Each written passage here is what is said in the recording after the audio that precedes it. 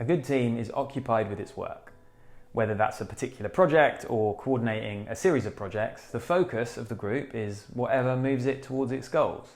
And when this is happening, it feels good to be in a team.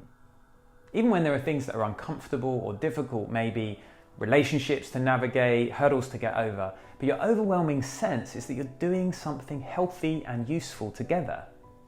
But teams don't always feel like this. I'm Rich Watkins from Let's Go, and I'm interested in how collaborative teams work and how they don't work. And here I want to look at what teams get preoccupied with. The spark of the thinking comes from Wilfred Bion, a military captain in World War I, a notable psychoanalyst and a pioneer of group dynamics. He suggested that as well as the work group, there's often another group at play, one driven by instinctive assumptions that occupy a lot of emotional energy. And I want to lay out 5 of these preoccupations that we regularly see in teams of all sorts. The mighty leader. Rather than seeing the leader as someone with flaws and blind spots like the rest of us, this preoccupation is seeing the leader as an all-knowing and always correct oracle of truth and director of action. Seeing the leader as mighty, a team doesn't question their direction or take independent initiative, and rather than putting their attention on the work, you find them obsessing about how the leader sees things. A team preoccupied with their mighty leader becomes passive and dependent. Terrible danger. Problems clearly exist and we need to respond to them, but teams can become disproportionately fixated on one terrible danger to the exclusion of all others. And practically it could be anything, a competitor's actions, an internal rivalry, an imminent change in the environment.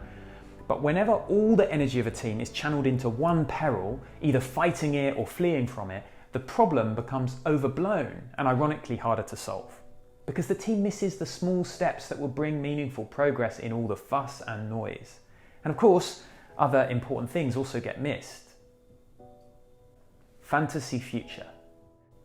Having a vision for the future is great, but teams can get preoccupied with a fantastical vision of a perfect future that's detached from any plan on how to get there. And in this kind of wishful thinking, we say things will magically transform when the year is over, when the project is finished, when we're through this crisis.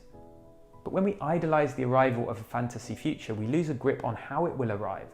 Because building a better future in the real world is small, imperfect steps in the here and now. It's the discipline of following the process.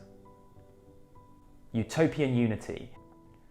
In this group, the distraction from getting things done is an unrealistic sense of total unity and complete oneness as a team in service of a profound grand mission.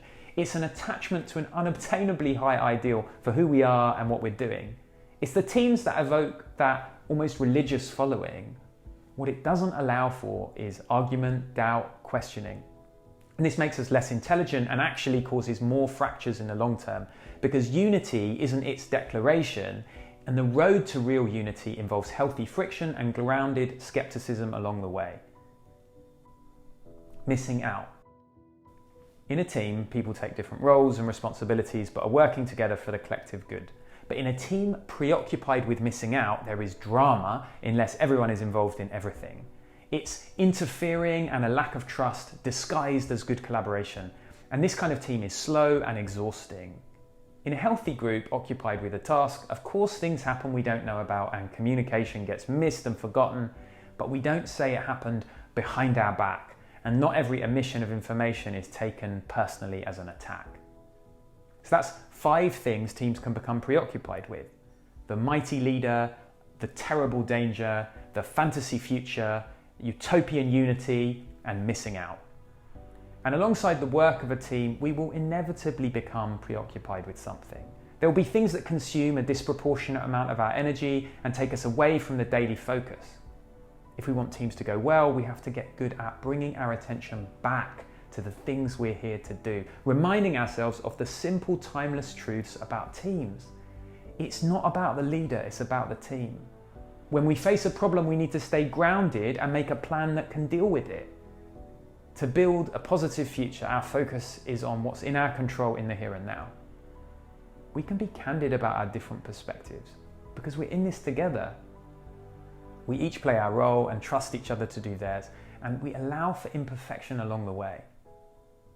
Thanks for watching.